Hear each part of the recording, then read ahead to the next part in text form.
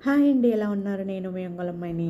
Tata Motors returns చూద్దాం ఒకసారి. అసలు మనకు ఓవరాల్‌గా ఎంత రిటర్న్స్ ఇస్తుంది? ఇయర్ వైస్ కానీ, మంత్ వైస్ కానీ ఎట్లుంది ఏంటన్నది చూద్దాము. ఇయర్లీ అయితే 81% ఇచ్చింది. అసలు మంత్లీ వైస్‌కొస్తే మంత్లీ 70%, 17% అంటే మామూలు విషయం కాదు. మంత్లీ 70% అనుకుంటే మంత్ వైస్ పెరిగిందేమో అనుకున్నా. లాస్ట్ వీక్‌లోనే 16% పెరిగింది. అంటే 1 వీక్‌లో 16% గ్రోత్ అంటే అది మామూలు విషయం కాదు.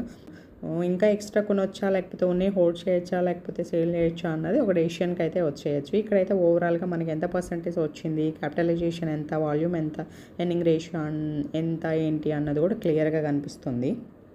మొత్తానికైతే ఇందులో ఇంకాస్త పెట్టచ్చనే నా ఆలోచన. అది కూడా రేపు మార్నింగ్ మార్కెట్లో రేపు మార్నింగ్ ఇంకొంచెం తగ్గిందనుకో, ఇంకా 1-2-3% తగ్గినప్పుడు కొనుక్కుంటే మనకి తక్కువకొస్తాయి, ఎక్కువ షేర్స్ వస్తాయి. కాబట్టి నేనైతే అలానే ట్రై చేస్తాను. జస్ట్ ఇది నా ఒపీనియన్. మీ అందరికి నచ్చిందా? నచ్చితే లైక్ చేయండి.